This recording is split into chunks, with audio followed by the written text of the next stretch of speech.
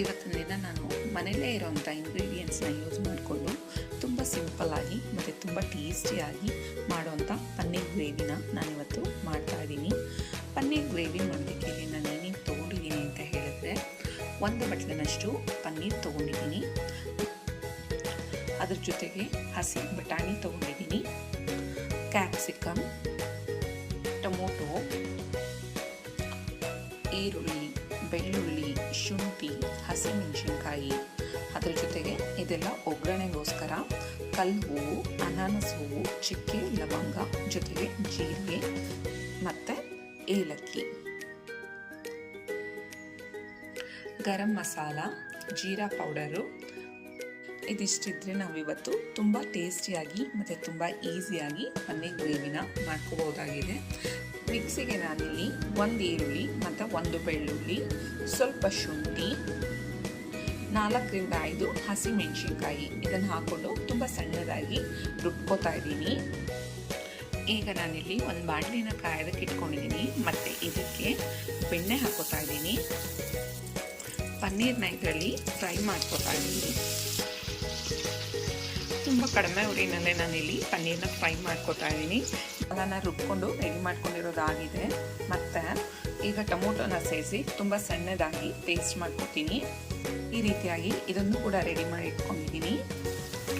ಪನ್ನೀರ್ನ ನಾನಿಲ್ಲಿ ಬೆಣ್ಣೆನಲ್ಲಿ ಹುರಿದಿರೋದಾಗಿದೆ, ಹಾಗಾಗಿ ತೆಗಿತಾ ಇದ್ದೀನಿ. ಮತ್ತು ಇದೇ ಬಾಣಲೆಗೆ ಇನ್ನು ಸ್ವಲ್ಪ ಬೆಣ್ಣೆ ಹಾಕಿ ನಾನು ಕ್ಯಾಪ್ಸಿಕಮ್ನ ಹುರ್ಕೋತಾ ಇದ್ದೀನಿ. ಈಗ ಇದಕ್ಕೆ ನಾನು ಸ್ವಲ್ಪ ಉಪ್ಪು ಮತ್ತು ಪೆಪ್ಪರ್ ಪೌಡರ್ನ ಸೇರಿಸ್ಕೊತಾ ಇದ್ದೀನಿ.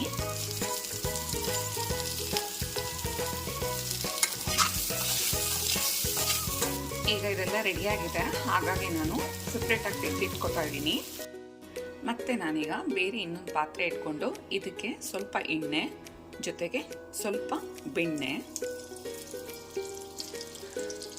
ಈ ಬೆಣ್ಣೆ ಸ್ವಲ್ಪ ಕರಗದ ಮೇಲೆ ಇಲ್ಲಿ ಒಗ್ಗರಣೆಗೋಸ್ಕರ ತೆಗೆದಿಟ್ಕೊಂಡಿರೋ ಅಂಥದ್ದನ್ನೆಲ್ಲ ಒಂದೊಂದಾಗಿ ಸೇರಿಸ್ಕೊಂಡು ಬರ್ತೀನಿ. ಮೊದಲಿಗೆ ನಾನಿಲ್ಲಿ ಚಕ್ಕೆ ಮತ್ತು ಲವಂಗನ ಸೇರಿಸ್ಕೊತಾ ಇದ್ದೀನಿ. ಇದ್ರ ಜೊತೆಗೆ ಏಲಕ್ಕಿ, ಅನಾನಸ್ ಹೂವು ಮತ್ತು ಕಲ್ ಹೂವು, ಜೊತೆಗೆ ಜೀರಾ, ಇದಿಷ್ಟನ್ನು ನಾನಿಲ್ಲಿ ಸೇರಿಸ್ಕೊಂಡು ಒಗ್ಗರಣೆ ಮಾಡ್ಕೊಂಡಿದ್ದೀನಿ. ಇದಾಗಿದೆ. ಮತ್ತು ಸಣ್ಣದಾಗಿ ಹಚ್ಚಿಟ್ಕೊಂಡಿರೋಂಥ ಈರುಳ್ಳಿನ ಕೂಡ ಇದ್ರ ಜೊತೆ ಸೇರಿಸ್ಕೊತಾ ಇದ್ದೀನಿ.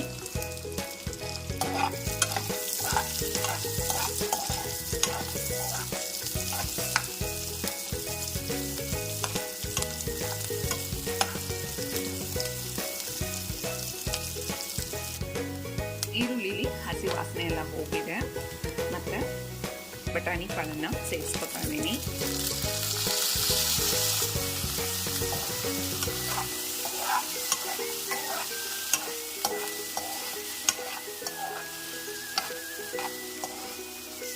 ಈಗಾಗಲೇ ನಾನು ಮಸಾಲೆ ರೆಡಿ ಮಾಡ್ಕೊಂಡಿದ್ನಲ್ಲ, ಅದನ್ನು ನಾನು ಇದ್ರ ಜೊತೆ ಸೇರಿಸ್ಕೊತಾ ಇದ್ದೀನಿ.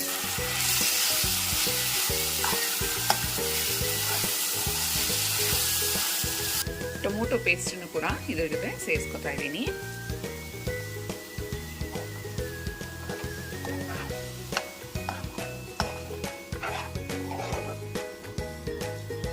ಮತ್ತು ಈಗಲೇ ನಾನು ಇದಕ್ಕೆ ಉಪ್ಪು ಕೂಡ ಸೇರಿಸ್ಕೊತಾ ಇದ್ದೀನಿ.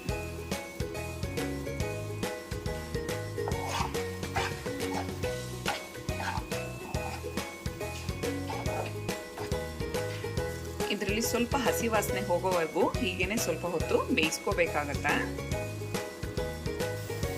ಇಲ್ಲಿ ಮಸಾಲ ಎಲ್ಲ ಪೂರ್ತಿಯಾಗಿ ಬೆಂದಿದೆ, ಹಾಗಾಗಿ ನಾನೀಗ ನನಗೆ ಎಷ್ಟು ಗ್ರೇವಿ ಬೇಕನ್ಸುತ್ತೋ ಅಷ್ಟು ನಾನಿಲ್ಲಿ ನೀರನ್ನು ಸೇರಿಸ್ಕೊತಾ ಇದ್ದೀನಿ.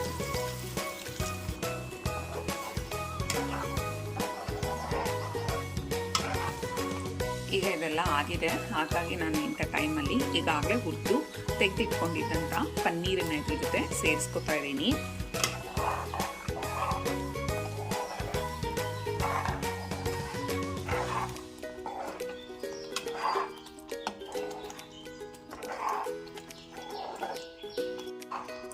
ಪನ್ನೀರು ಇದರಲ್ಲಿ ಸ್ವಲ್ಪ ಉಪ್ಪು ಖಾರ ಎಲ್ಲ ಸ್ವಲ್ಪ ಅಬ್ಸರ್ವ್ ಆಗಬೇಕಾಗಿರುತ್ತೆ, ಹಾಗಾಗಿ ನಾನು ಹೀಗೆ ಸ್ವಲ್ಪ ಹೊತ್ತು ಇದನ್ನು ತಟ್ಟೆ ಮುಚ್ಚಿ ಬೇಯೋದಕ್ಕೋಸ್ಕರ ಬಿಡ್ತಾ ಇದ್ದೀನಿ.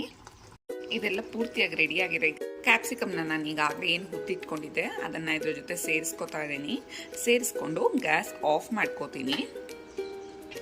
ಮತ್ತು ಇದನ್ನೆಲ್ಲ ನೀಟಾಗಿ ಮಿಕ್ಸ್ ಮಾಡಿಕೊಂಡು ಇದಕ್ಕೆ ಕೊನೆಯದಾಗಿ ಕಸೂರಿ ಮೇಥಿನ ಇದ್ರ ಜೊತೆ ಸೇರಿಸ್ಕೊತಾ ಇದ್ದೀನಿ. ನಾನು ನಿಮ್ಗೀಗ ಸರ್ವ್ ಮಾಡಿ ತೋರಿಸ್ತೀನಿ ಯಾವ ರೀತಿಯಾಗಿ ಬಂದಿದೆ ಅಂತ ಹೇಳಿ. ಮತ್ತು ಇದು ಕೊನೆಯಲ್ಲಿ ನೀವು ಇದ್ರ ಜೊತೆಗೆ ಸ್ವಲ್ಪ ಬೆಣ್ಣೆ ಸೇರಿಸ್ಕೊಂಡು ತಿನ್ಬಹುದಾಗಿರುತ್ತೆ.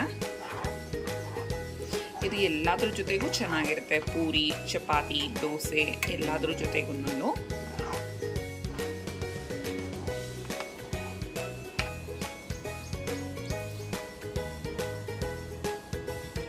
ನೋಡಿ, ಕೊನೆಯದಾಗಿ ನಿಮಗೆ ಇದು ಈ ರೀತಿಯಾಗಿ ಬರುತ್ತೆ. ಮಾಡೋದಕ್ಕೆ ತುಂಬಾ ಸುಲಭವಾಗಿರುತ್ತೆ ಮತ್ತು ತಿನ್ನೋದಕ್ಕೂ ಅಷ್ಟೇ ತುಂಬಾ ಟೇಸ್ಟಿಯಾಗಿರುತ್ತೆ. ನೀವು ಒಂದ್ಸಲ ಮನೆಯಲ್ಲಿ ತಪ್ಪದೆ ಟ್ರೈ ಮಾಡಿ. ನಾನು ಇವತ್ತು ನೀವು ಮಾಡಿರೋಂಥ ರೆಸಿಪಿ ನಿಮಗೆ ಇಷ್ಟ ಆಯಿತು ಅಂದರೆ ಮರೀದೆ ನನ್ನ ಚಾನಲ್ನ ಸಬ್ಸ್ಕ್ರೈಬ್ ಮಾಡಿ. Thank you.